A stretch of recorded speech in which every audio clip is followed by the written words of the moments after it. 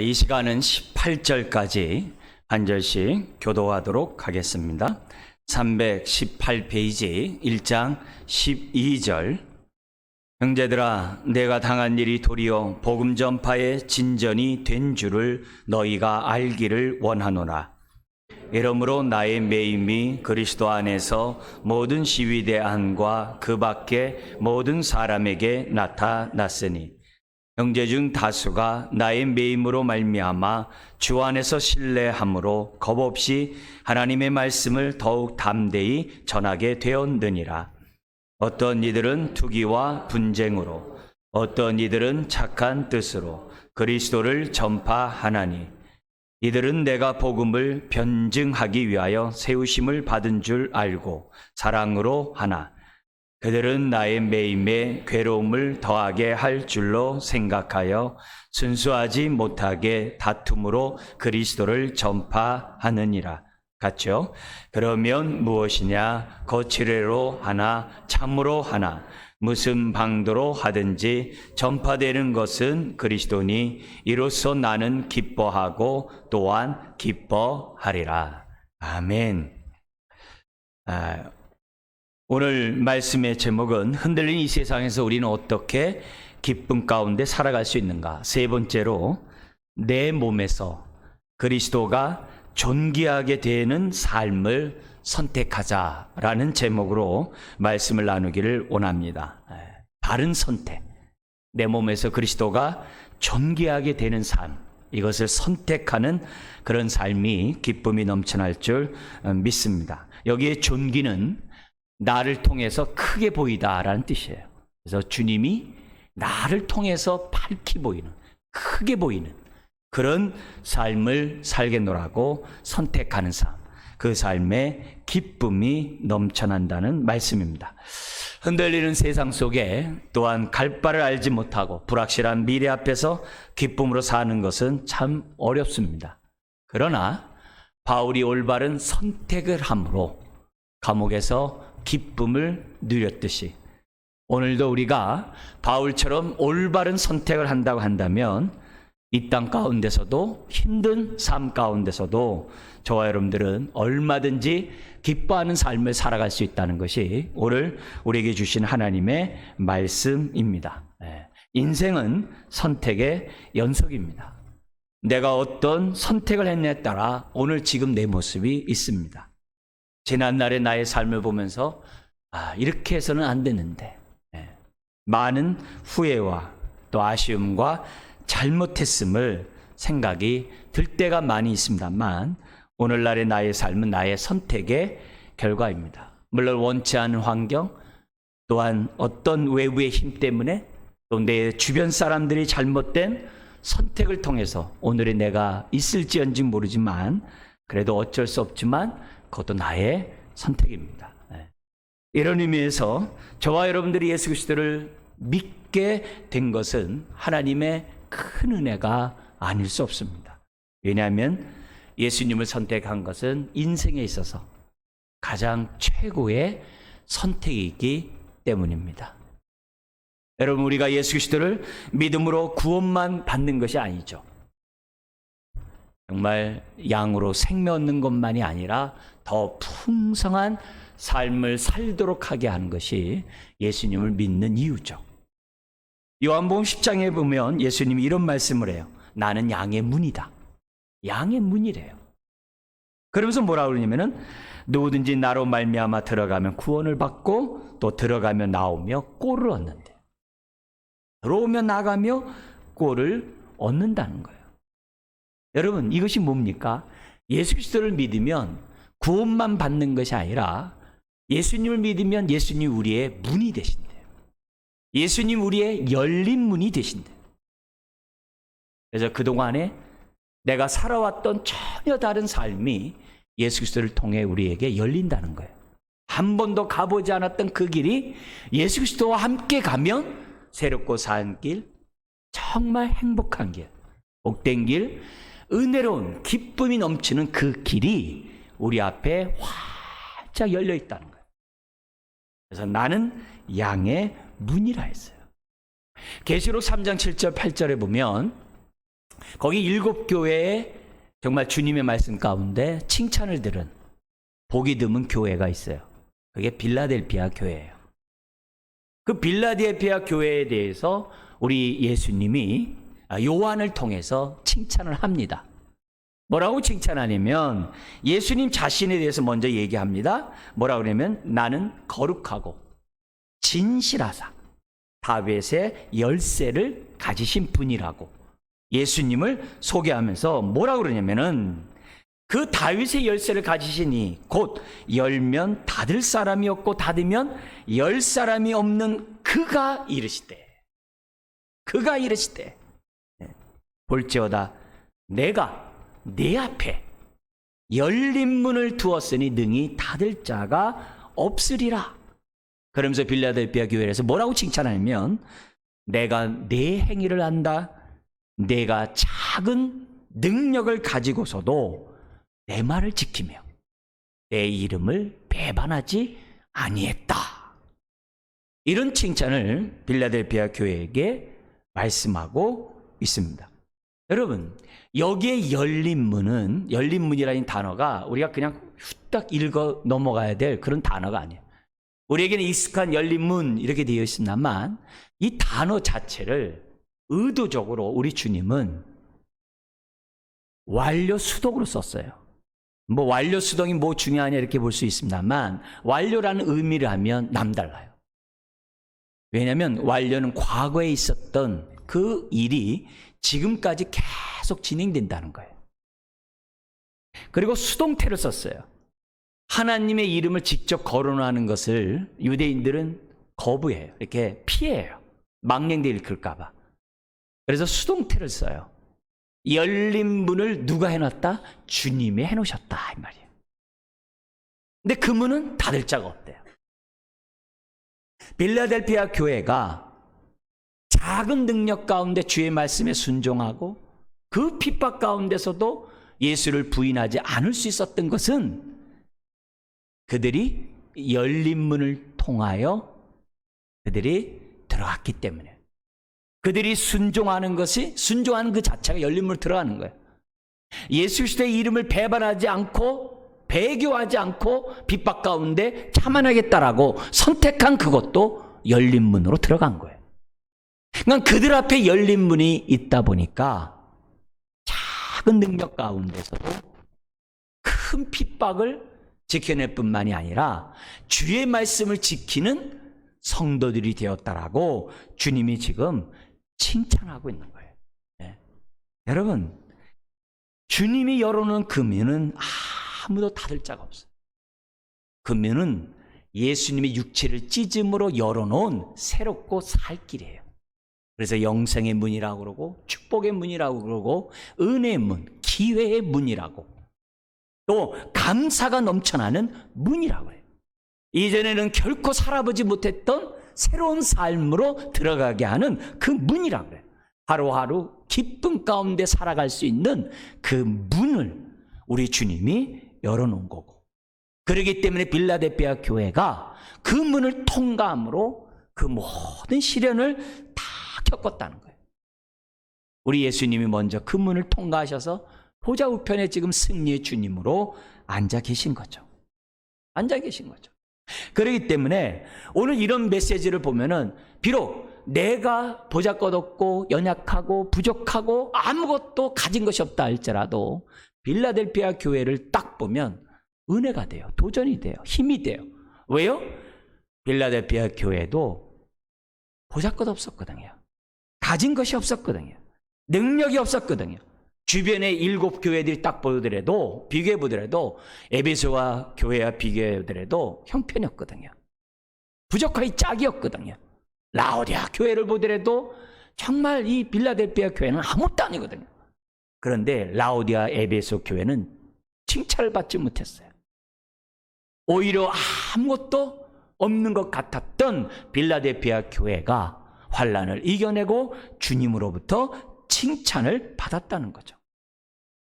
이들이 이런 칭찬을 받을 수 있었던 것은 다른 게 아니에요. 그들이 바른 선택을 한 거예요. 고난이 있다 할지라도 예수님이 얘기하신 것처럼 주님의 말씀대로 내가 순종하겠다. 그 어떤 핍박에서도 예수님의 이름을 배반하지 않겠다라고 그들이 결단했기 때문에 그들은 열린 문으로 통과하게 됐다는 거죠. 그렇기 때문에 오늘 우리들이 정말 이 흔들리는 세상 가운데 살아가면서 내가 가진 것이 없기 때문에 불안할 수 있어요. 한 번도 가지 못한 그 길을 또 가야 되기 때문에 두려울 수 있어요. 그러나 필라델피아 교회가 바른 선택을 하고 정말 하나님의 열린 문의 축복을 경험했다고 한다면 오늘 저와 여러분들도 하나님의 말씀에 따라 주님이 가신 그 길을 한 걸음 한 걸음 순종하면서 나아간다면 들어오며 나가며 뭘 얻는다는 거예요? 꼴을 먹는 하나님의 축복이 있을 줄 믿습니다. 여러분, 오늘 이 바울, 오늘 본문의 이 바울도 똑같아요. 2년 동안 재판을 기다리는 그 순간 바깥에 있는 사람들이 볼 때는 안타깝게 짝이 없죠. 여러모로 마음에 정말 아픔을 주는 그런 환경이죠. 그러나 빌립보서에 나타난 감옥 생활의 2년의 모습을 보면 정반대예요. 기쁨이 충만했어요. 하나님의 은혜가 충만했어요. 바울을 신방과 주변에 많은 사람들이 바울을 보면 오히려 도전이 되고 은혜를 받는 거예요. 움츠리고 의기소침하고 낙심하고 좌절 가운데 있는 것이 아니라 그가 기쁨이 충만한 감옥 가운데 있으면서도 그 모습을 보면서 그들은 은혜 가운데 돌아갔다는 것이 빌립보서가 우리들에게 주어진 거예요. 그러면 바울이 왜 어떻게 이런 삶을 사냐에게 바른 선택을 했기 때문에 바른 선택, 자기를 통해서 자기 몸을 통해 그리스도가 존귀하게 되는 그런 삶을 선택했기 때문에 바울은 기쁨의 연속이었다는 것을 오늘 이 12절에서부터 26절이 우리들에게 가르쳐줍니다. 오늘은 전반부만 할 거예요. 18절까지만 감옥에 갇혀있는 그런 상황 가운데서도 기뻐하는 바울의 모습을 볼 겁니다. 그리고 다음 주에는 감옥 바깥에서 석방을 하게 될 터인데 하나님 은혜 가운데 이제 석방에 대한 확신을 갖게 됩니다. 석방을 하게 될 터인데 감옥에서도 기쁨을 주신 그 주님인데 그렇다면 내가 계속해서 내 몸에서 그리스도가 존귀 여김을 받는 그런 삶을 살겠다라고 선택함으로 결단함으로 더욱더 어떻게 돼요? 기쁨의 삶을 살겠다는 그 계획이 26절까지 나와요. 그래서 어떤 선택을 하냐면 나에게 거기 이제 우리가 읽지 않았습니다만 나에게 좋은 것보다 성도들의 24절인 것처럼 유익을 구하겠다고 하는 그런 인생의 계획을 앞으로의 계획을 세우게 됩니다. 그런 선택은 바울로 하여금 계속해서 기쁘게 하는 그런 삶을 살아가게 했던 거죠. 우리가 읽었던 이 18절에 보면 나는 기뻐하고 또한 기뻐하리라는 말씀이 있어요. 그게 나는 앞에 있는 기뻐한다는 얘기는 12절부터 18절에 있는 내용을 기뻐한다는 거예요. 그리고 또한 기뻐하리라라는 것은 19절 이하의 삶을 기뻐하리라 이 말이에요. 그래서 본문이 실질적으로 보면 18절 거기 나는 기뻐하고 라고까지가 오늘 우리가 살펴보는 하나님의 말씀입니다. 그리고 19절에 번역이 되어 있지 않습니다만 왜냐하면 이란 데 있어요. 내가 왜 기뻐하는가? 앞으로 기뻐할 것인가? 왜냐하면 너의 강구와 예수 그리스도의 성령의 도우심으로 나를 구원에 이르게 할 줄 아는 거로. 여기 구원은 석방을 말해요. 다음 주에 우리가 그 내용을 보도록 하겠어요. 오늘은 이 18절까지 12절 18절까지 어떻게 감옥 가운데 있으면서도 불구하고 바울은 기뻐했는가?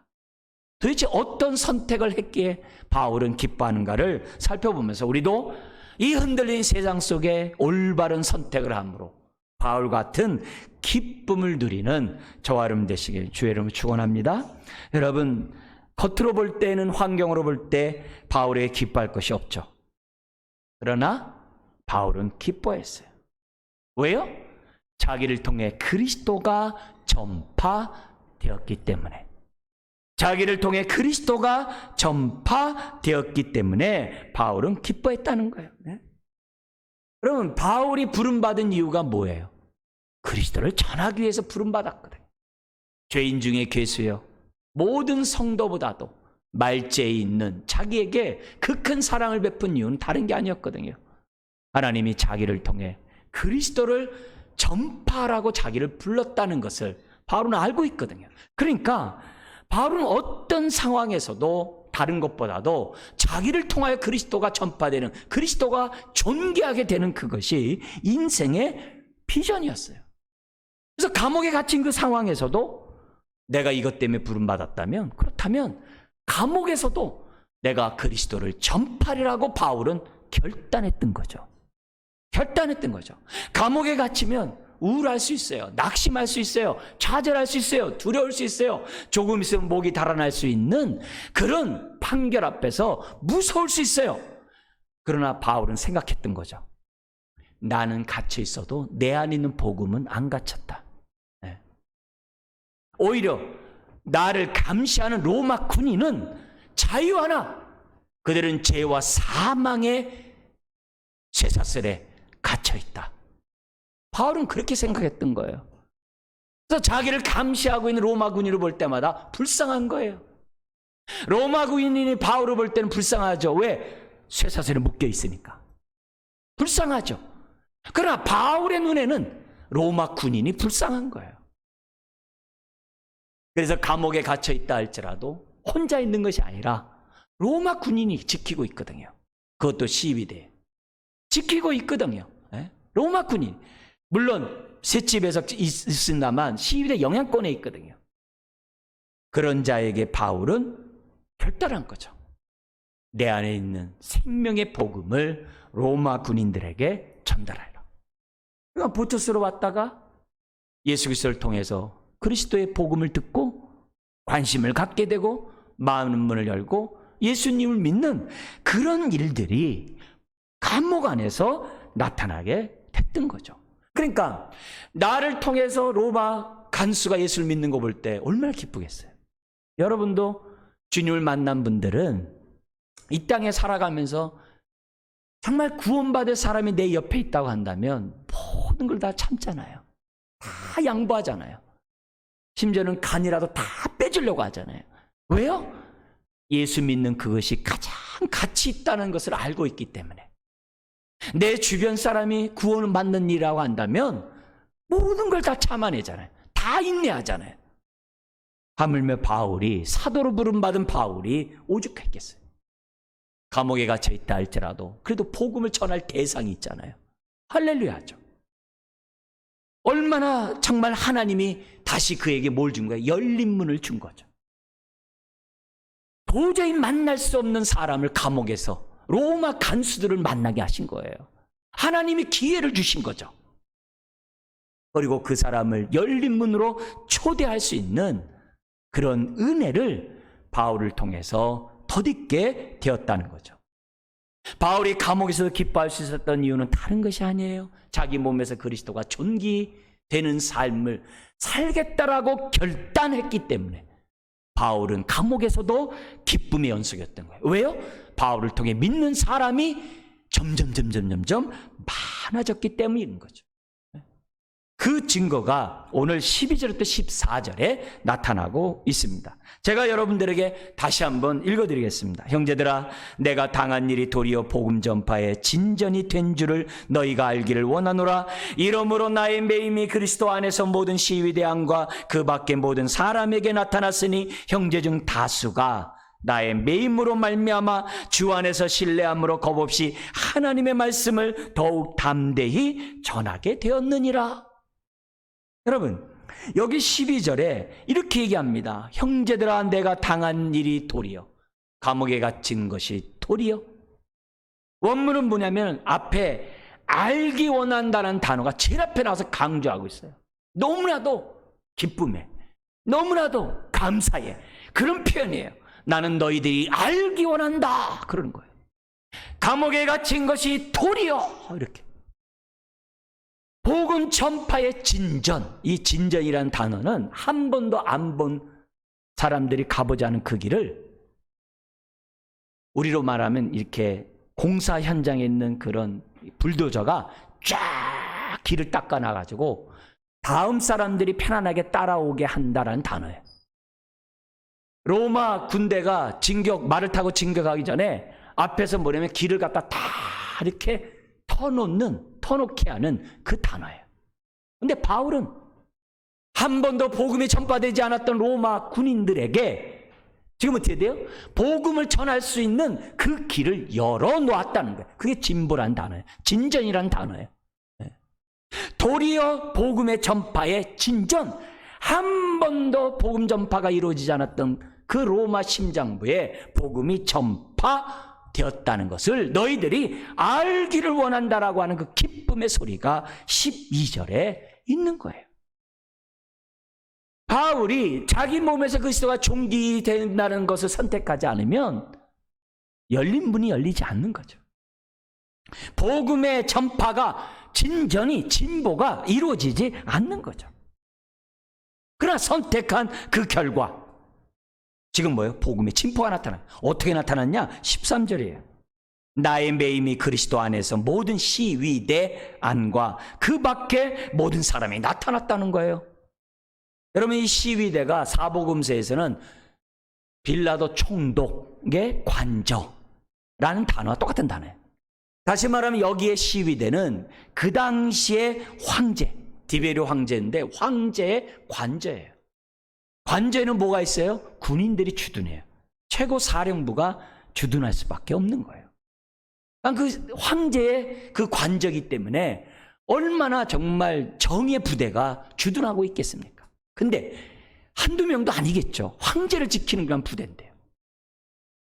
거기에 더구나 로마의 외곽을 지키는 수도 방위 사령부와 같은 그런 지역이 바로 부대가 바로 시위대인데 거기에 뭐 어떻게 돼요?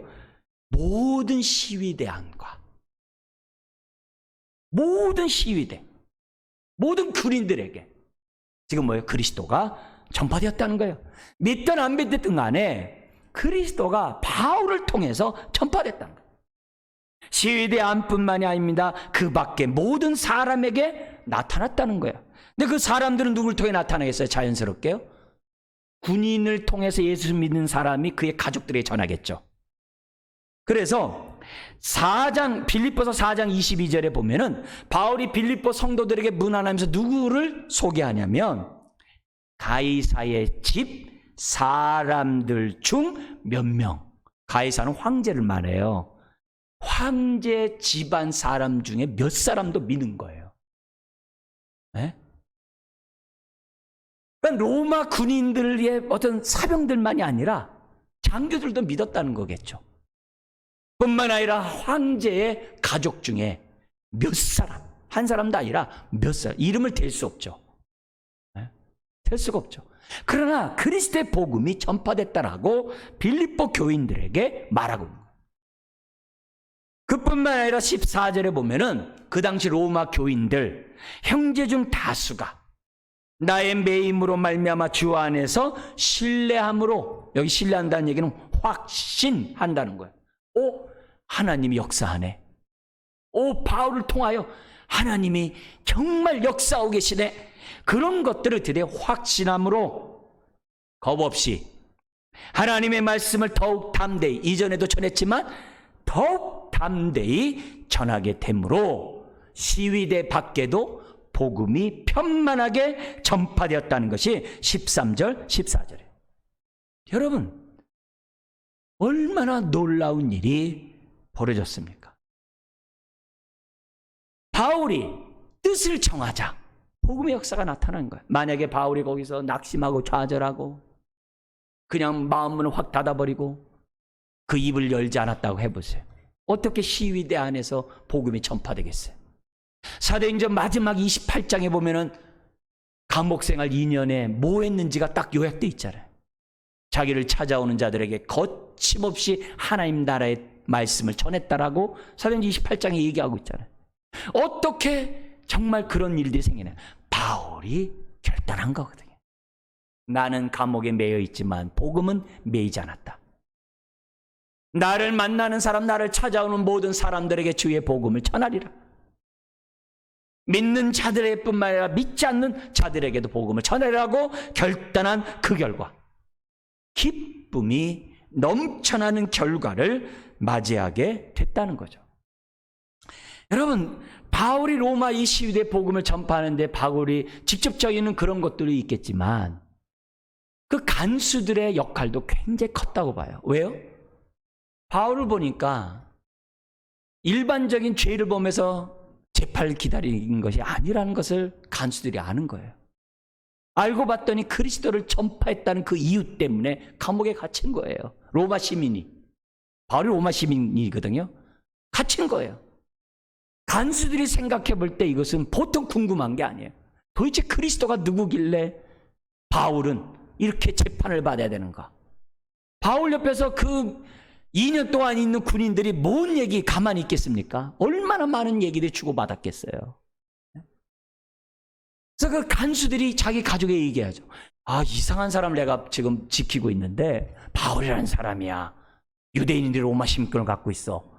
그가 갇힌 거는 다른 게 아니라 그리스도를 전파했다는 그것 때문에 갇혀 있는 거야. 이게 말이나 돼? 근데 도대체 그리스도가 누구지? 소문에 소문이 퍼지게 되는 거예요.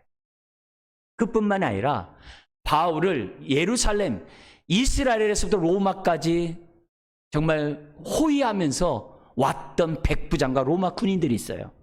그들은 몇 달 동안 바울과 함께 로마까지 오면서 오락올락 광풍까지 만나서 죽을 상황에서 하나님의 도움으로 자신들이 구원받았다는 걸 알거든요. 네. 요즘에 유럽인들의 그런 휴양지로 각광을 받고 있는 시실리아, 이탈리아 시실리아 그 밑에 몰타 섬에 바울이 거기 난파되었을 때 독사가 그를 물었을 때 죽지 않고 그 지역의 사람들이 병 고침을 받고 하나님의 말씀을 믿었던 사실을 다 보고 있거든요. 그 백부장과 로마 군인들이 가만히 있었겠어요? 그리고 그가 셋집을 얻을 때 혜택을 주지 않았겠어요? 잘 봐달라고 얼마나 얘기했겠어요? 백부장이라니까요. 그 당시 백부장의 이 권한은 엄청난 로마 장교거든요. 그러니까 이런 얘기들이 다 뭐예요? 시위대 안에 좋은 소문이 퍼지게 된 거죠. 그리고 무엇보다도 바울이 정말 담대히 복음을 전함으로 도리어의 역사가 복음이 전파되는 그런 역사가 나타난 거죠. 빌립보 성도들이나 로마 교인들이 바울을 볼 때 부정적인 생각도 갖겠죠. 다음은 우리 차례인가? 왜 하나님 안 도와주지? 하나님 바울 빨리 석방시켜달라고 얼마나 사람들이 조바심 났겠어요. 그런데 그게 아니었어요. 오히려 감옥에 갇힌 그것이 도리어요. 복음의 역사가 나타나는 기회였다는 것을 그들은 깨닫게 됐다는 거죠. 하나님은 바울로 하여금 그리고 그 주변에 있는 로마 교인뿐만 아니라 주변의 성도들로 하여금 최악의 상황에서 최고의 것들을 보게 하는 기쁨을 누리도록 은혜를 베푸셨다는 거죠. 그렇다면 오늘도 똑같아요. 흔들린 이 세상 속에 얼마나 살기 힘들어요. 육신의 눈으로 보면 다 다친 것 같아요. 내가 어떠한 것을 선택해도 불안해요. 혹시 꺼지지 않을까? 불안해요. 앞일이 두려워요. 그렇지만 바울처럼 자기 몸에서 그리스도가 정말 존귀하게 되는 그 삶을 살겠다라고 선택하면 그 순간 우리에게 열린 문이 열리는 거예요. 세상 사람들이 보이지 않지만 우리 앞에 열린 문이 열리게 되는 거예요. 왜요? 그런 사람에게는 주님이 함께하는 증거들이 나타나거든요. 그게 바울이 우리들에게 보여주는 말씀인 거예요. 여러분, 그러기 때문에 오늘 우리가 이 땅에 살아가면서 결단해야 돼요. 빌라델피아 교회가 적은 능력 가지고도 주의 말씀에 순종하고 예수의 이름을 배반하지 않고자 결단했던 것처럼, 그로 인하여 그의 인생에 열린 문이 열렸던 것처럼 우리가 결단해야 돼요. 기쁨이 가만히 있다고 기쁨 가져라 그렇게 주는 것이 아니에요. 믿음으로 결단할 때 믿음이 와지는 거예요. 그래서 훈련을 하셔야 돼요. 어떤 훈련을 하냐면 주님이 보여주는 훈련을 해야 돼요. 순종을 하되 좁은 문, 좁은 길로 들어가는 훈련을 하셔야 돼요. 자꾸 좁은 길, 자꾸 좁은 문, 남들이 가는 넓은 문, 그건 필경 막힌 문이에요. 막다른 골목이에요. 그러나 주님이 우리에게 보여줬던 그 방법대로 좁은 문, 좁은 길 가리라. 주님이 우리에게 가르쳐준 것처럼 교만하지 않고 겸손하리라. 주님이 우리에게 가르쳤던 그 길을 하나하나 그냥 하나님 사랑, 이웃 사랑 하듯이 내가 살겠다. 순종하면서 하나하나 살아가는 그런 삶을 살아갈수록 우리 눈앞에 열린 문이 확실하게 보이게 되는 거예요. 그러면 세상 사람들이 빌라델피아 볼 때는 참 혀를 찌릿하고 참 걱정이다 라고 생각할는지 모르지만 하나님의 칭찬이 그의 삶에 열린 것처럼 우리의 삶 속에서도 뭐예요? 도리어의 축복이 있는 거예요. 하나님으로부터 받는 이 기쁨은 믿음의 결과예요. 내가 선택하지 않으면 내 것이 안 돼요. 내가 선택을 해야 그것이 내 것이 되는 거예요. 여러분, 지나온 삶에서 가만히 돌이켜보면서 우리가 하는 말이 뭐예요? 아, 주의 은혜네. 다 그러잖아요. 열린 문을 통과해서 왔기 때문에 주의 은혜라고 한 거죠. 내가 믿음으로 살지 않았다면 내가 주의 은혜네라고 할 게 없죠. 다 믿음에 따라서 주님 가신 그 길을 따라가고자 결단하고 살다 보니까 돌이켜보니까 주의 은혜라고 고백하는 거죠. 이게 신앙이거든요. 교회는 뭡니까? 열린 문을 보여주는 게 교회거든요. 하나님을 섬기면 어떻게 되는지를 성도들로 하여금 시청각적으로 보여주는 것이 교회거든요. 그래서 우리 교회의 지난 역사를 보면서 하나님의 열린 문을 보는 거예요. 가장 정말 감격스러운 게 뭐예요? 몸된 교회를 통해서 세례를 받는 일들이 생겨나는 거죠. 예수를 믿고 세례를 받겠다는 사람이 생겨난 거죠. 그것보다 하나님이 함께하는 확실한 증거가 어디 있어요? 그것보다 교회가 열린 문의 역할을 감당한다는 것이 어디 있겠어요? 만약에 수선회계가 없다고 생각해보세요. 여기서 세례 받은 사람들은 없을 거 아니겠어요? 그 영혼은 어떻게 되겠어요? 물론 딴 데서 받겠죠. 그렇게 생각하지 마세요. 교회가 있었기에 하나님의 인도하심이 있고 그 영혼들이 예수를 믿는 축복이 있는 거예요. 구원받는 것만 있습니까? 제자로서 양육받는 것도 똑같은 거죠. 양육함으로 삶이 자라가고 성장하는 그것이 몸된 교회가 없었다면 어떡하겠어요? 여러분이 지금까지 신앙생활을 하면서 교회가 없었다면 어떡하겠어요? 매 순간 하나님의 인도하심을 믿고 우연이 아니라 하나님의 인도하심을 믿고 우리가 서로를 바라볼 때마다 믿음의 눈으로 보면 열린 문이 생기는 거예요. 그래서 믿음 가운데 살아가는 사람들은요, 어려운 환경을 만나면 이런 생각을 해요. 기대감을 가져요. 하나님이 이번엔 또 어떤 일을 행하실까? 하나님이 이런 어려운 일에서 어떻게 해결해 가실까? 난 적은 능력밖에 없는데. 근데 하나님이 선한 목자께서 어떻게 나의 삶을 선하게 인도할까라는 기대감을 갖는 거예요. 사람을 만날 때도요, 낯가림 많다고 해서 가만히 있는 게 아니라 하나님, 저 사람을 통해서 내가 어떤 은혜를 받고 또 내가 저 사람에게 어떤 은혜를 주게 될 것인지, 불신자면 불신자대로, 초신자면 초신자대로, 또한 기존 신자면 기존 신자대로 사람을 볼 때마다 기대감을 갖는 거예요. 기대감을 갖는 거예요. 여러분들이 교회 안에서 저를 만났을 때, 우리가 서로들을 만났을 때 하나님의 인도함의 우연이 아니라 하나님의 뜻 가운데 교회 안에서 만났다라고 하는 믿음을 갖고 있다고 한다면 열린 문이 생기는 거예요.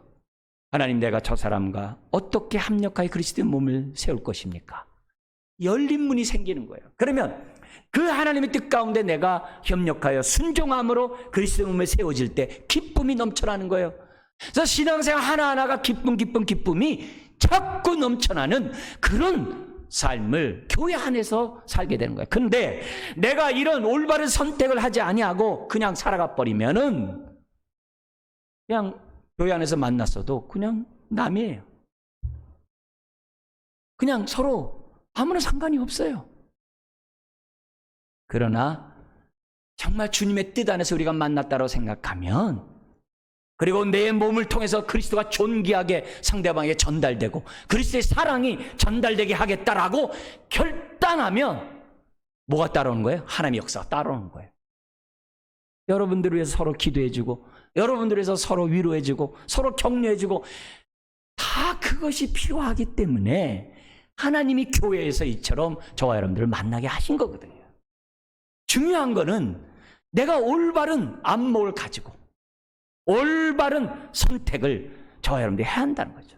무엇보다 바울처럼 내 몸에서 그리스도가 존귀하게, 나를 통해서 그리스도가 더 크게 밝히 보이기를 원하는 그런 결단을 한다는 거죠.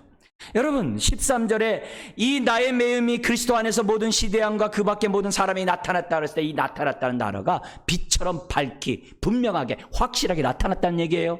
은밀하게 복음이 전파되었다, 몇 사람만 예수 믿었다, 뭐 그냥 이렇게 그런 얘기가 아니에요.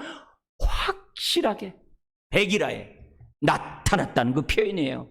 얼마나 놀라운 역사입니까? 이 모든 것이 바울이 결단했기 때문에 이루어진 일이라는 거예요. 자, 그런데 이런 이 기쁨에도 더 큰 기쁨을 주는 상황이 벌어진다는 거예요. 그게 17절, 15절, 17절에 더 큰 기쁨의 상황이 뭐냐? 인간의 눈으로 보면 고춧가루 확 뿌리는 일이 생겨나는 거예요. 뭐냐면은 밖으로의 핍박은 그래도 이해가 돼요. 교회 안에서 거기 나오는 15절처럼 투기와 분쟁 가운데 서로 다툼이 일어난 거예요. 어떤 다툼이 벌어졌냐? 14절처럼 많은 사람들이, 로마 교인들이 바울에게 도전을 받아서 복음을 전하는 거예요. 막 기쁨으로. 근데 반면에 어떤 사람은 투기와 분쟁으로 그리스도를 전파해요. 한편에서는 16절처럼 바울이 복음을 변증하기 위해 세우심을 받은 줄 알고 사랑으로서 바울과 함께 동역하는데, 한편으로는 17절처럼 바울의 매임에 괴로움을 더하게 할 줄로 생각해서 순수하지 못함으로 다툼으로 그리스도를 전파하는 사람이 생기는 거예요. 이 사람들 누굴까요? 바울을 잘 알지 못한 로마 교인이겠죠. 로마서 16장에 보면은 바울을 잘 알고 있는 사람들의 이름들이 쫙 나와요. 그들은 바울을 알죠. 그 외의 사람들이라 볼 수 있죠. 아마 로마 교회 지도자일 수도 있어요. 그리고 그를 추종하는 사람들일 수 있어요. 이런 사람들이 바울 그러니까 어떻게 돼요? 바울만 종이냐? 바울만 전하냐? 그러면서 어떻게 돼요? 나도 있다 라고 하는 사람들이 있었던 거예요. 근데 이들이 복음을 전하는데 정말 사랑으로 순수한 마음으로 하는 것이 아니라 뭐예요? 시기함으로 그리스도를 전한다는 거예요. 여러분, 사람이 있는 곳에는 항상 있죠. 이럴 수 있는가? 이럴 수 있죠. 왜요? 여러분, 겸손은 엄청 큰 능력이에요. 겸손을 하려면요, 하나님의 크신 은혜 없으면 안 돼요. 사람들은 교만하기 쉽거든요. 교만하기 쉽거든요. 주의를 하면서도 교만하거든요. 심지어 주의를 하면서 어떻게 돼요? 상대방의 괴로움을 주기 위해서 주의를 열심히 내는 사람들이 있거든요. 자기 의만 나타내는 것뿐만 아니라 남에게 괴로움을 주려고. 그 당시 그랬다는 거예요. 자, 근데 이런 모습 앞에 바울이 어떻게 돼요? 낙심하고 좌절한 게 아니에요. 이미 바울은 주님과 함께 죽은 사람이라고 그랬어요. 내 몸에서 그리스도가 존귀하게 나타나면 되겠다라고 선택한 사람이라고 그랬어요. 그래서 뭐라고 그러냐면은 그 사람에 대해서 막 비판하고 뭐 자기 변론하고 막 그러지 않았어요. 정죄하고 막 그렇게 하지 않았어요.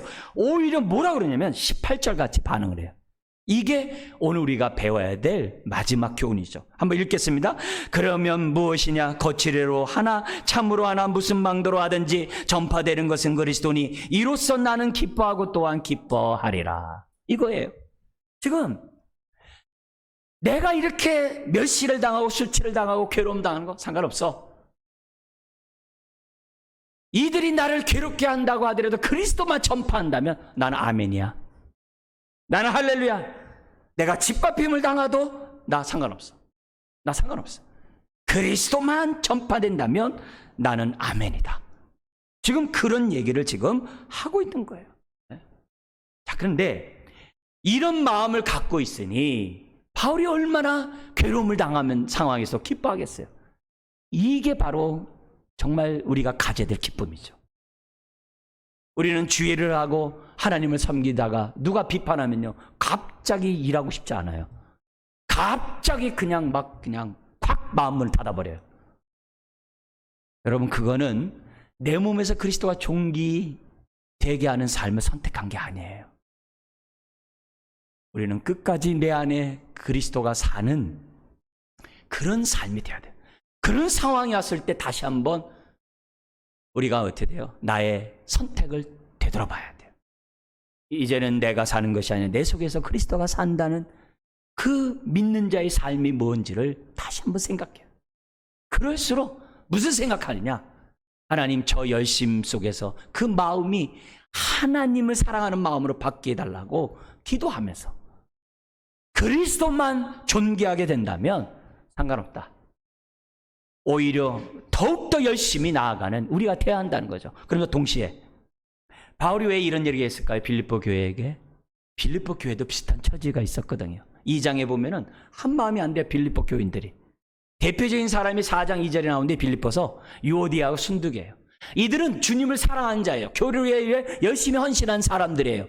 누구보다도 열심히 충성 봉사하는 사람들이에요. 그런데 그들이 한 마음이 안 돼요. 그러면 그들이 열심히 무엇을 위한 열심일까요? 빌립보 교회가 유오디아 순두개 같은 사람 나누어져 있는 거예요. 이거는 그리스도의 겸손한 마음이 아닌 거예요. 이 열심은 오히려 상대방에게 시기심을 주고 상대방을 괴롭게 하는 그런 열심이었던 거예요. 그런 것들을 이미 앞으로 2장에서 할 건데 이미 굳이 얘기하지 않아도 될 그 얘기, 나 이런 괴로움을 당해서 알아줘, 그런 의도가 아니에요. 바울은 그런 거 그리스도의 몸이 세워진다면 상관없어. 빌립보 성도들아, 주님을 섬기는 그 동기부터 잘 돌이켜봐라.